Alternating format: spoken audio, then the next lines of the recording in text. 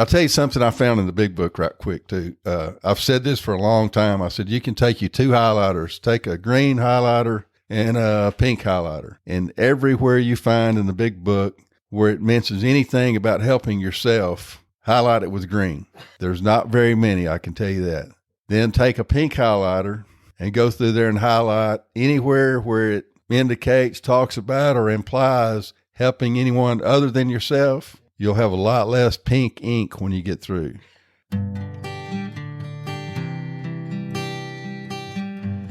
Well, hello, friends of Bill W. and other friends. You have landed on Sober Speak.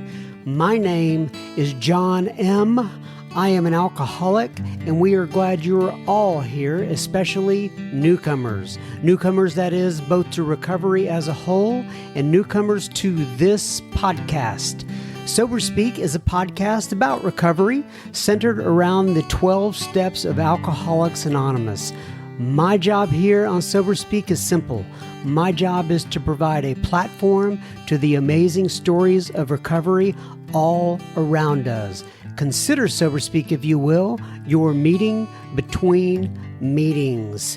Please remember, we do not speak for AA or any 12-step community. We represent only ourselves. We are here to share our experience, strength, and hope with those who wish to come along for the ride. Take what you want and leave the rest at the curb for the trash man to pick up. Buenos dias or buenas noches to my amigos and my amigas from Studio AA deep in the heart of Texas. That was my friend, Mr. Ricky R. that you heard at the beginning of this here episode. And you are going to hear much more from him on this here episode number 287 of Sober Speak. I can hardly believe it. We have 287 episodes. But first things first, this here episode is brought to you by Kirsten and Kate and David. What, you may ask, did Kirsten and Kate and David do? Well, they went to our little website that the lovely Mrs. M keeps up there and maintains, and they clicked on the little yellow donate tab and they made a contribution. So thank you so much, Kirsten and Kate and David. This here episode is coming right out to youans. If you are not part of our super secret Facebook group and you would like to be with the in crowd, go ahead to Facebook and search up Sober Speak Secret Group. Ask for admission into the group and we will get you all set up. All right, we're going to get right into Mr. Ricky R today. This episode we're titled, well, first of all, let me say this. Last week we did Ricky R's How to Take Someone Through the Steps Part 1. And then we scheduled some more time with Ricky R to record How to Take Someone Through the Steps Part 2. And just in case you missed last week, well, number one, you can go back and listen to that at your leisure. So this one's what, 287, did I say? Yeah.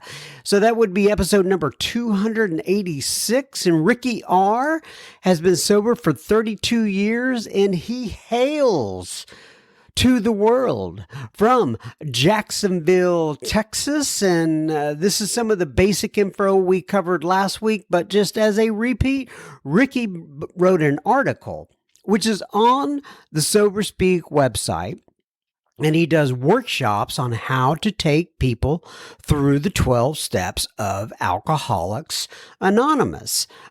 We have the blog on our website, and we also have some information. So let me just slow down here a little bit. I'm going to tell you what the episode's about, and then I'll tell you where to find the workshop after this. But you can find the blog on our website. If you go to soberspeak.com, click on blog, and I think Ricky's is actually the first blog written there. I just like saying the word blog. Nonetheless, I think that is the first blog listed there, and it's called How to Take Someone Through the Steps, and I'll put the link to the blog inside the show notes here. But in this episode, part 2, Ricky's going to talk about some of the more technical aspects of what to do and say to someone when taking them through the steps. It's kind of the meat of what Ricky does.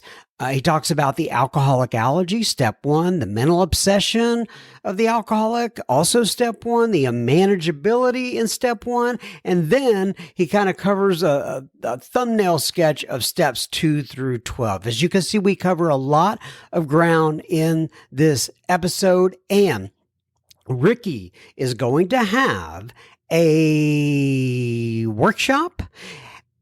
It is a workshop, and it's on April 22nd.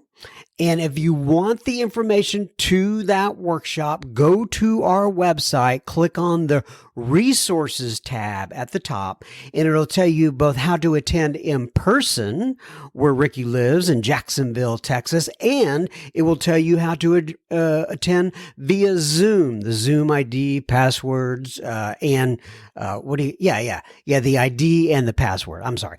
And so all of that information is there. Once again, go to www.soberspeak.com and click on the resources tab, and all of that information will be there for you to attend the workshop on April 22nd, which is a Saturday. And if you forget all that, just email me at johnjohn@soberspeak.com, and I'll get you in touch with Ricky, or just send you the information myself. But anyway, all that's coming up. Because of some travel plans that I have, we are not going to do any listener feedback today, so we will not have plenty listener feedback at the end of this, but we will eventually catch up. That's how it always works. I'll probably have twice as much to do next week, but I always love hearing from the listeners. And just in case you're wondering what I'm talking about and you have not listened to our program before, our podcast before, you can email me at johnjohn@soberspeak.com with any sort of feedback that you may have, and we will get it on the air. So this is going to be a little bit of a shorter episode, but enjoy Ricky. Attend that workshop if you can. I know it's going to be out of sight. Enjoy Ricky. Okay, everybody. So we are back again with Ricky R. And when I say again, we've had Ricky on the podcast in the past. In fact, I'm going to go ahead and give you the other episodes that Ricky has been on in the past. The first one, it was episode number 79. It is called Ricky R. I did what they told me to do in Alcoholics Anonymous. And then the second one we did was episode number 84. It's called Ricky R. Steps 3 through 12 in Alcoholics Anonymous. If you want to go back and listen to more of Ricky, and who would not want to go back and listen to more of Ricky? So go ahead and look that up. All right, Ricky. So I'm going to go ahead and have you go ahead, introduce yourself, give your sobriety date if you wish, and tell people where you live, please. All right, John. I'm Ricky. I'm an alcoholic. Sober since August 20th, 1990, and I live in Jacksonville, Texas. So last time Ricky and I got together, we were talking about the article that he has written and the workshops that he does and the how he sponsors people and how he trains others to take people through the 12 Steps of Alcoholics Anonymous. And this particular blog is on our website, soberspeak.com, and it's called How to Take Someone Through the Steps. And I will go ahead and include a link to this article in the show notes, so you could just click on it in there if you would like. But last time we got together, we kind of talked about some of the history of sponsorship. We talked about what did we talk about last time, Ricky? Do you remember? Various ways, the message being garbled. The objective of sponsorships, how it's been diluted through the years and all that sort of stuff. And you could go back and listen to that. I'm going to release these two back to back. So you can go back and listen to the previous episode, part 1 of this, part 1 of our time together, if you need to go do that. But it doesn't preclude you from actually listening to this. And I want to go ahead and talk about something else here on the beginning of it also, and that is that you actually have a workshop coming up. Am I right about that? Yes. Where is that workshop going to be? It's going to be in Jacksonville, Texas, and that'll be April the 22nd, and it will also be on Zoom. It's in Jackson, Mississippi. Is that what you said? No, Jacksonville. Oh, Texas. Jacksonville. Okay, gotcha. It is going to be on Zoom as well. Uh-huh. Okay. And where will they, do we know where they'll be able to find that information yet if they wanted to go online to find it? Like the Zoom ID and all that kind of stuff? No, I mean, I can tell you the Zoom ID and password. Okay, yeah, go ahead and just say that right now. The Zoom ID is 506-404-660, and the password is 610-1935. Okay, and maybe you can get that out to me in a flyer form, like electronic form, and I'll try to distribute that before the actual workshop, okay? Okay. All right. So you don't have to be in Jacksonville in order to attend. You can attend via Zoom. And what time does it go until? Did you say that already? It's going to be from 10 a.m. to 3 p.m., and then we'll have a lunch break at noon. Okay. All right. So like I said, last time we talked about a lot of stuff, but what you'll do actually in this workshop is you'll do some of the history, kind of a more extended version than what we had last time. And then what we're going to do today is we're going to get into what we did not get into last time was kind of the meat of this. And what I mean by the meat of it is what you actually do, some of the tactical stuff or technical stuff, however you want to put that, how you train others to take people through the steps. So where do you want to start with that, Ricky? I guess right at the beginning was step 1. The very first meeting with the new guy. Okay. And so let's just say that you're sitting down, I'm a new guy, you're talking to me. What are you going to tell me about the first step right off the bat? Well, the first thing I'm going to do is I'm going to have you bring your book if you have one or supply you with one. And we're going to go to the top of page 44. And on 44, it says, if when you honestly want to, you find you can't quit entirely, that's the mental obsession. Or if when drinking, you have little control over how much you drink, that's the physical allergy. It says you may be alcoholic. Now, I know if you answer no to both of those, no, you can't quit entirely, and no, you have little control. You don't have any control over the amount you drink once you start. I know you have alcoholism. Now, you don't know you do, but I know you do just by how you answered those questions. So then what I'm going to do is go to the doctor's opinion, and we're going to talk about what Dr. Silkworth said, where he says it's on 4th edition, I think, Roman numeral 28. And he says that we believe, and so suggested a few years ago, that the action of alcohol on these chronic alcoholics is a manifestation of an allergy. And we talk about what an allergy is. An allergy is just an abnormal reaction to a substance harmless to most people. And the physical allergy with alcoholism is that when I pour alcohol in, it creates this craving beyond my control to where, and people laugh at this, but I would say I accidentally got drunk a lot. Because that's what happened. I didn't set out to go get drunk every time.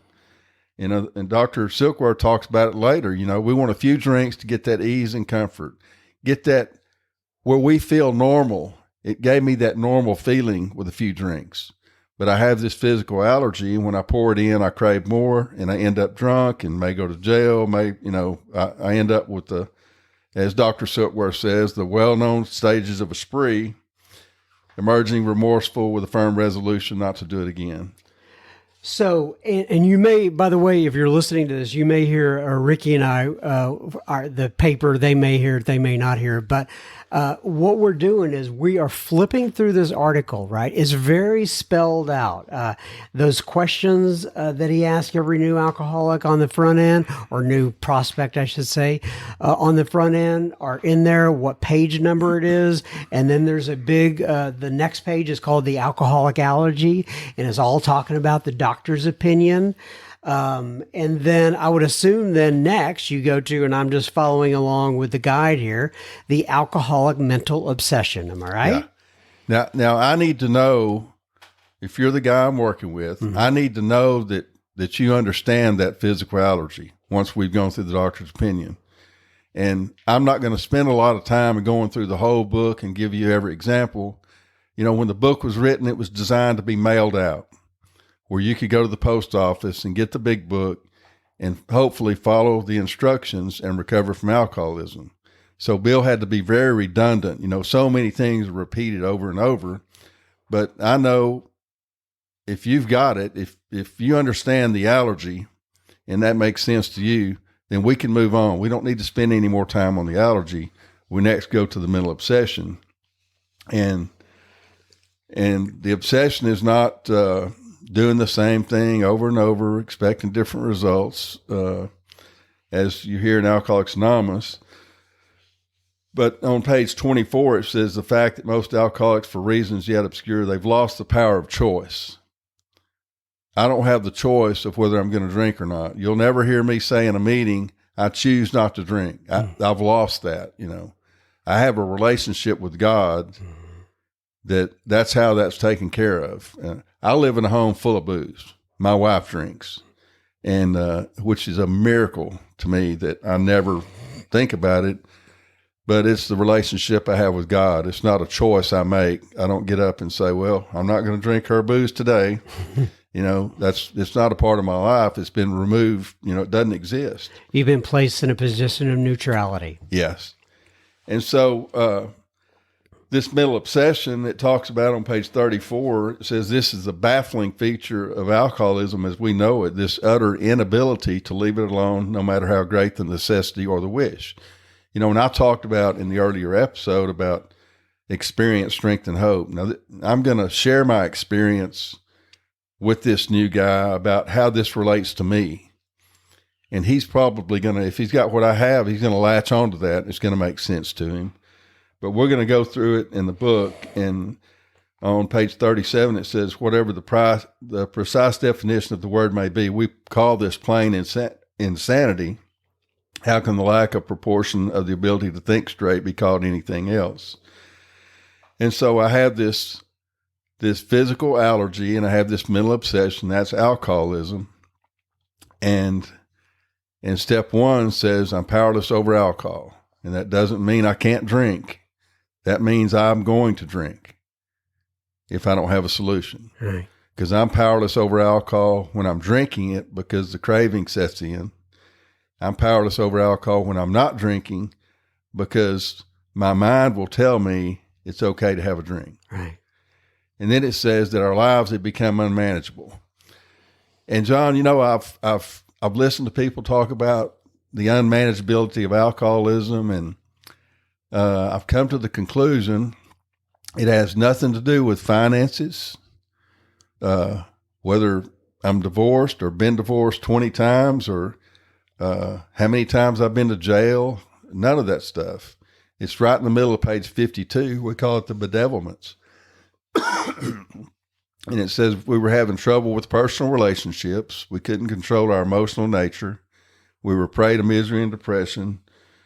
We had a feeling of uselessness. We were full of fear. We were unhappy, and it goes on and on. That's what every alcoholic has when they get to Alcoholics Anonymous, whether they drove up to the meeting in a Rolls Royce or they pedaled a bicycle there. That's what we all have in common. That's the unmanageability. I like that. So I've never heard it put that way before. And I want to go ahead and repeat that for people who are listening. It says, and that's once again as part of this guide, and it says unmanageability, and then it has some discussion about it, but then it puts the quote in here on page 52. Unmanageability basically is, quote, We were having trouble with personal relationships. We couldn't control our emotional natures. We were prey to misery and depression. We couldn't make a living. We had a feeling of uselessness. We were full of fear. We were unhappy, and we couldn't seem to be a real help to other people.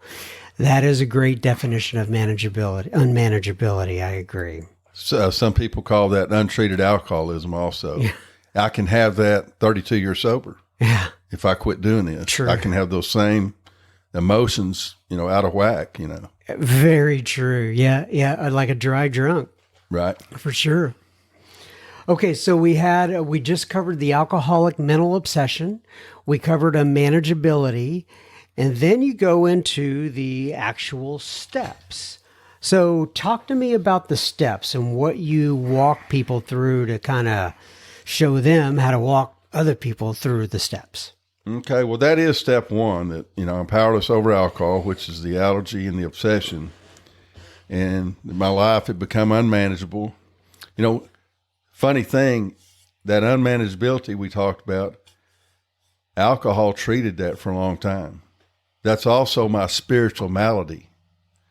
Alcohol treated my spiritual malady.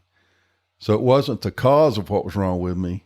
It was a treatment for what was wrong with me. And it worked for a long time until it wouldn't treat it anymore. Right. And that's when we start drinking for oblivion. Right. We won't treat it anymore. So anyway, if they understand step one, we're going to step two. This is came to believe. And I just want to go ahead and say this more, and this is really more about your guide. And I guess this is very obvious to people, but I just want to state it.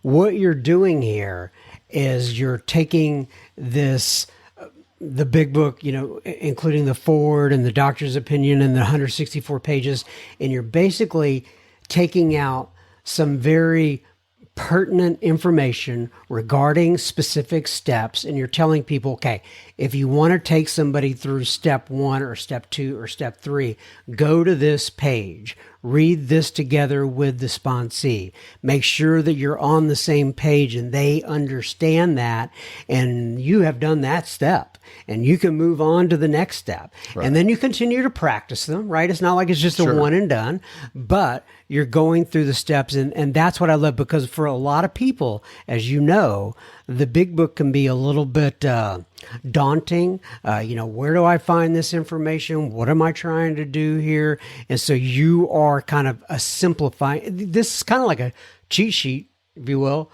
for the big book of Alcoholics Anonymous. You're not telling people not to read the big book, but you're saying, hey, this is a way to get started, right? Don't overthink it. All you need are these pages and these paragraphs right here.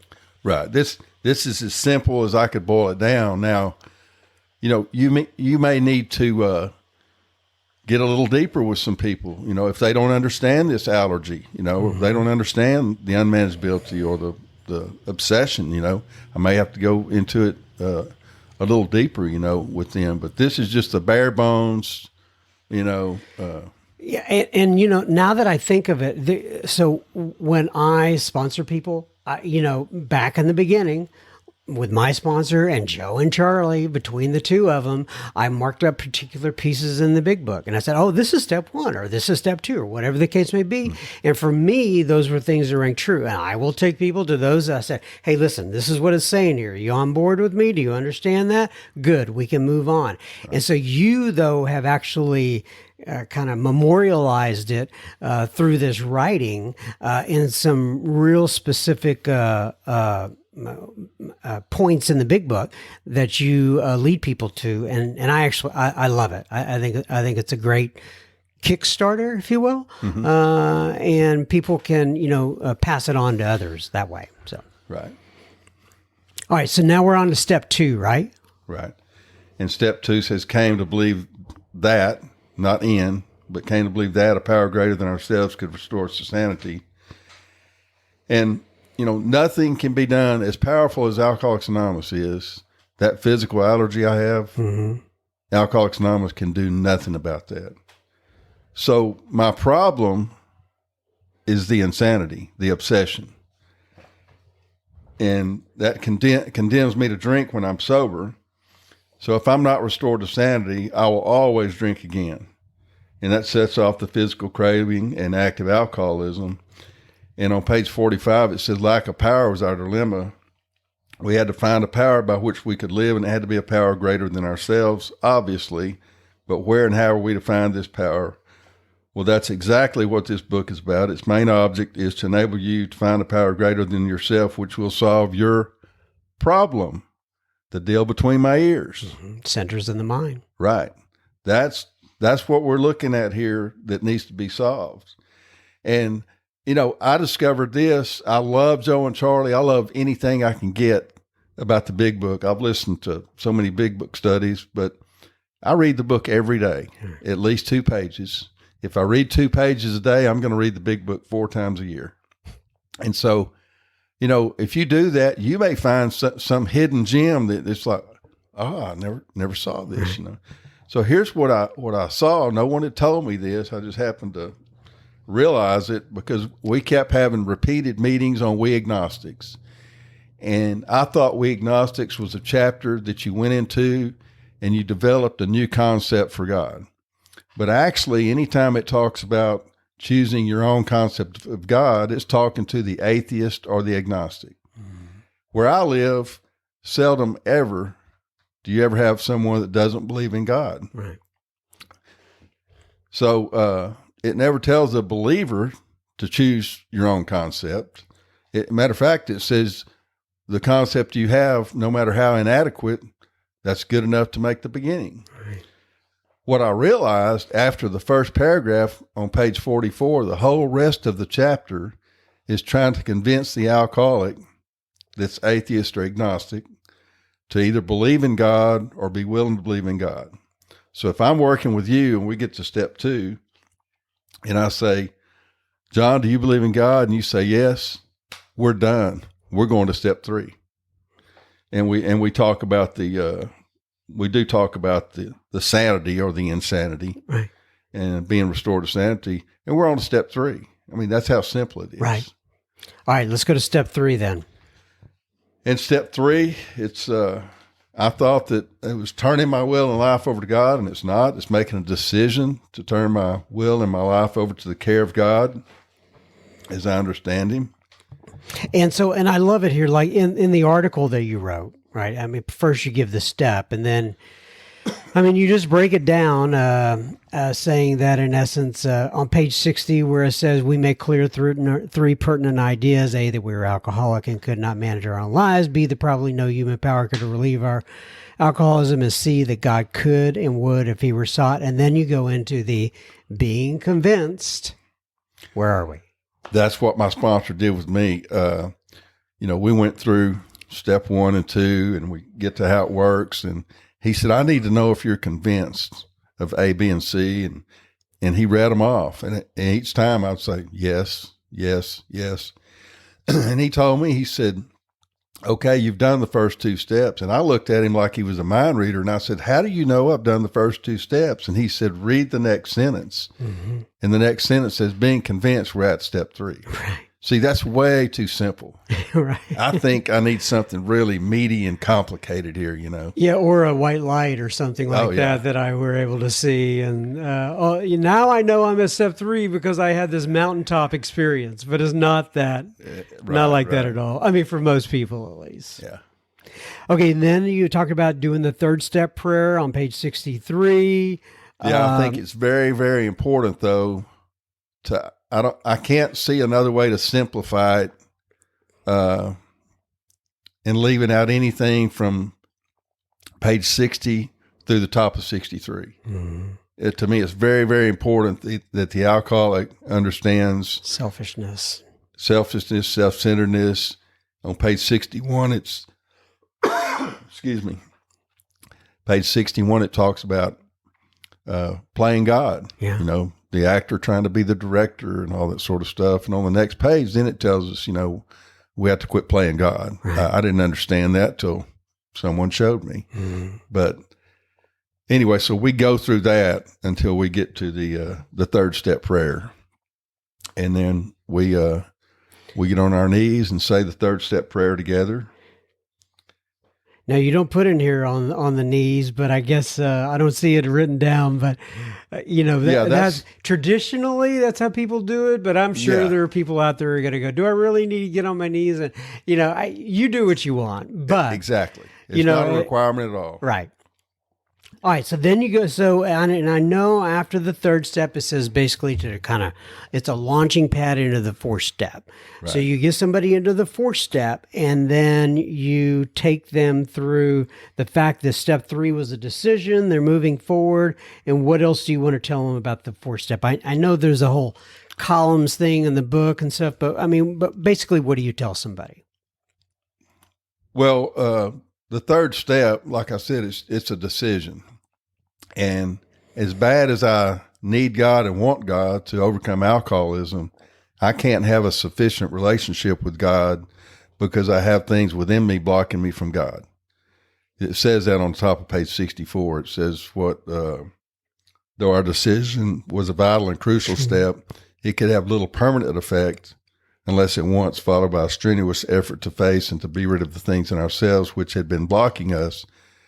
That's why I couldn't stay sober in church. It wasn't their fault. I'd go, offer myself to God and feel great for a few days. Mm-hmm. And it never lasted. And I found out this is why, because I had things blocking me, which are fears, resentments, fears, and harms done to other people. So what I'm doing in step 4 is just an exercise to try to identify these things that are blocking me from God. So then we go on to, and by the way, all the instructions are in the big book. And, and I will say this, we do all kinds of episodes about the steps and such like that. And I think there are people that actually listen and don't go through the experience of this. You can listen all day long, but like you said on the previous episode, until you have your own experience with this, until you kind of walk through this and get a little, maybe make some mistakes, get bloodied up or, whatever, you're not going to really understand this, right? It's about the process and following through the process and doing it as thorough and honest as you possibly can. Right. All right. Step 5 comes next, the one that everybody loves. Oh, yeah. That's the one that just scared me to death. And one reason I didn't stay in AA the first time I came. But yeah, step 5, the guy's he's gonna have his 4th step done. We're gonna meet up. I'm gonna set a time with him when he does the 4th step. We're gonna set up when to do his 5th step. Hopefully it's gonna be the next day. And we're gonna meet up and he's gonna go over everything he's written down with me. And as he does, I'm going to have a pen in my hand and I'm going to be making out his 8-step list. Mm-hmm. That's what my sponsor did for me. And his 8-step for me and what my 8-step would have been were quite a bit different. And I probably wouldn't have made amends to some of those people that he had me made amends to. Now, that is a little bit of a different twist, though. I've never heard that to where the sponsor is actually making the 8th step for you while you're going through that. Mm-hmm. That's a new little twist for me, but it's a good idea. And then once that's done, I have them do exactly what it says on the bottom page 75. Go home and where you can be quiet for an hour, take the book down from the shelf, go over the first 5 proposals, which mm-hmm. are the first steps. Mm-hmm. Make sure I haven't skimped on anything and, I didn't leave anything out. Have been very thorough up to this point. Mm-hmm. And do exactly what it says on there. And then in the inventory, we find out on step 6 that we were selfish, dishonest, self-seeking, frightened, and inconsiderate. And these are the defects of character that I'm going to ask God to remove. Mm-hmm. And that's the only ones I deal with now. I don't get into the 7 deadly sins or the 200 or 300 of them you can find by reading other books. They all fall right under these every time. And then, as you know, we can't work on our defects. I mean, how do you work on lust? That's just comical to even think about, And so I can't work on my defects. It plainly says we ask God to remove them. And step 6 and 7 are 2 paragraphs in the big book. I believe that's exactly as long as they should be. It's very simple. I do those, nothing's going to happen. I say a prayer. I don't think any, big bush is going to be on fire or anything else, And then we go to step 8, and I'm going to have the guy make a list of people that he's harmed, and maybe someone that's not on the inventory that he's harmed. And we're going to get together and we're going to go over his 8-step list. And I'm going to make sure he's got the ones that I've written down on his list. And if he don't, I'll have him add those. Then we go to step 9, and I will go over each amends on how to do it, just like my sponsor did with me. And I may give him 2 or 3 and put them on an index card and go do these 2 or 3 and come back. We'll do 2 or 3 more. So talk about that a little bit. When you say how to do it, like give I don't want you to mention names or anything like that, but just give a kind of a specific example of what you would do with somebody when you're having them make amends. Well, we're going to use the big book between page 76 through page 83. It's going to depend, is it money? We pay back money with money. And as my sponsor says, love with love and hate with love. And so, it's going to fall in somewhere there between page 76 and page 83 on about how to make those amends, and, But tactically speaking, you said you pick somebody off the list, you give them an index card. What do you have them put on the index card? We'll specifically say, how to go about amends. Like, if you got an ex-wife, first of all, don't bring her part up, or don't ever say, I wouldn't have done this had you not done that. And I try to get them to throw the word sorry out of their vocabulary, because they probably heard that already. We go in there and we talk about, I was wrong, I regret, and I hear a lot that, about amends from speakers and everything. About, you go ask them, what can I do to make it right? You won't find that in the big book anywhere. So what we do, we figure out what would make it right and go do that. And, of course, there's a little different things there, but it depends on what the big, case if we by follow case, the right. big book. Yeah. But case you're by doing case. it all. But you're doing it all on an index card, and then you're saying, hey, maybe we start with 3 or 4, we come back, we do some more, whatever. But you have that list in front of you. You got the 8th step, and you just kind of take them case by case with each amends. And he has a list, and I have his list also. So. But, that kind of keeps them honest. I never really thought about that. Yeah. Do you put it on like an Excel spreadsheet? I just got them, jotted down. But, you're going to say, well, how'd the amends go with so-and-so? Yeah. Well, I haven't done that one. Well, let's get going here. I mean, that's how I was sponsored. There's, and about, this is not the only way to do this. There's lots of different ways to sponsor. This just seems to be very simple way to do it. And once again, I want to go back to this document again, just in case you're wondering. He has it real specifically in here. When you get to step 9, you use the text from page 76 to 83. You get an index card for each of them. When they finish 2 or 3 that you give them 2 or 3 more. Continue this process until all of them are done. So, it's real specific. All right. Right. Okay, step 10. Step 10, having done steps 1 through 9, the problem, which is the insanity, has been removed. We've been restored to sanity. We have recovered from alcoholism. And we still might have lots of problems, but we're no longer obsessed by alcohol. We don't think about alcohol as a way to solve the problems, nor do we need relief through alcohol. And so step 10 is just a simple exercise to keep us in check and keep our spiritual life growing in understanding and effectiveness. And it's actually a continuation of steps 4 through 9. And step 10 says, continue to watch for selfishness, dishonesty, resentment, and fear. That sounds like step 4. Mm-hmm. And it says, when these crop up, we ask God to remove them at once. That sounds like 6 and 7. We discuss them with someone immediately. That's step 5. And we make amends quickly if we've harmed anyone. That's steps 8 and 9. And here's the part I didn't get, John, for a long time. It says, then we resolutely turn our thoughts to someone we can help. Mm-hmm. I can pray all day long for God to remove my fear. It doesn't seem to go away until I turn my thoughts to someone I can help. I agree. And it like evaporates when I do that. I agree. And that's the last thing I think of doing, though. You know, Right. I usually have to have a sponsor, tell me that. And you have it in big, bold letters. Then we resolutely turn our thoughts to someone we can help on this document. And that makes sense. And if I don't turn my thoughts to helping others, it's like a circular thing. It comes right back, and I'm right back in the same jam again. Mm-hmm. I've got resentments, fears, that sort of stuff. Mm-hmm.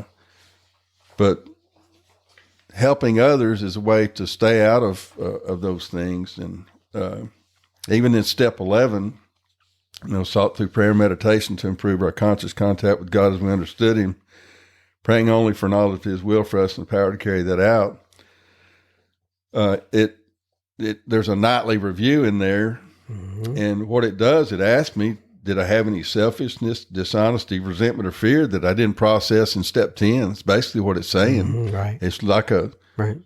end of the day check. Did you sweep something under the rug here? And the 10 and 11 inventory get very kind of mixed up. They're all kind of woven together, and I sent out an article once from the website about step 10, and people were like, no, that's step 11, or it was step 11 and vice versa. But anyway, I know that they get kind of mixed up. But basically, hey, what it comes down to is do inventory, right? And just do it on a consistent basis. And it becomes a habit, Right. And, in asking myself these questions, was I selfish today or dishonest, resentful? And it says, were we kind and loving toward all and that sort of thing? But it's talking about here to constructively review my day, not destructively. And if you're new and listen to this, I hope you don't have my experience, because I would try my hardest when I was new to be a good person, to do the right things and all that. And maybe I did everything great that day except one little thing. And at the end of the night, I would beat myself up so bad. Yeah. So what I was doing, I was destructively reviewing my day. Yeah. I need to learn to look at this objectively, almost like it's someone else. Yeah.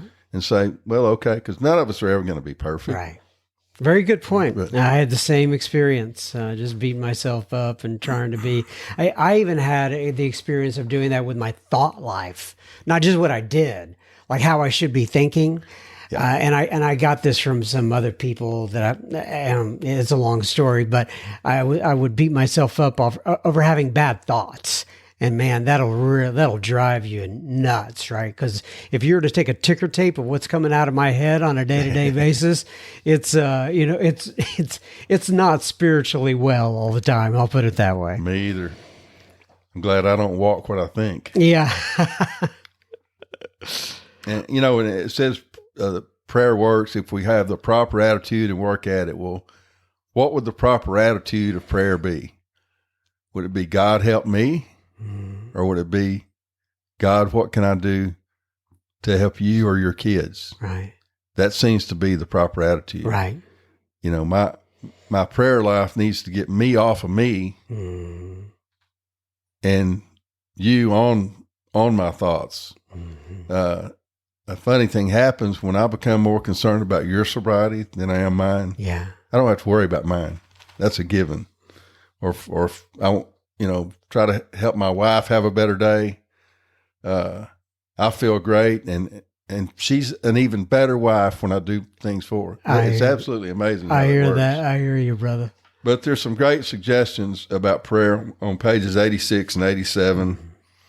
And, the deal in prayer is not about trying to get God to make any external changes for me. God, help me get this job, or any of this sort of stuff. What I do, I go apply for the job and I get busy helping someone else. Right. And God takes care of the results, Right. As the book says on page 68, we're in the world to play the role he assigns. And that role he's assigned me, from what I read in the big book, is about trying to help anyone but Ricky. Right. I hear that, man. If I could just remember that 24 hours a day, I'd be good. If I could just remember for 12 hours out of the day, I'd be really happy. Right. All right. So finally, least but not least, we have step 12 here.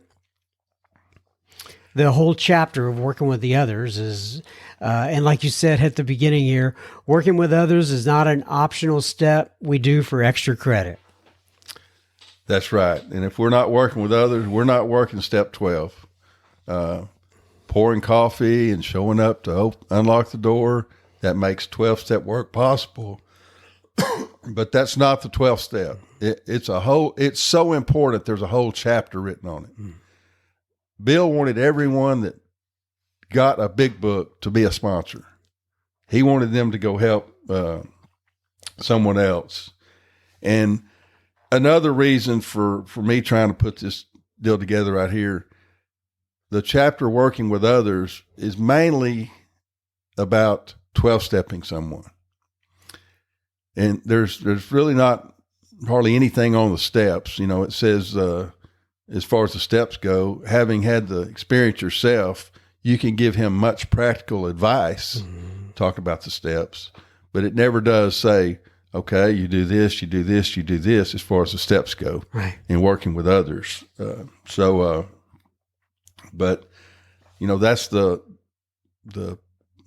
main objective of this sponsorship is I want to get that new guy through the steps and have him doing this same thing with someone else, right. Well, Ricky, this has been fun. Anything else you want to say about this article or the work that you're doing? Do you want to put a bow on this, or do you just want to end it? What else do you want to say here?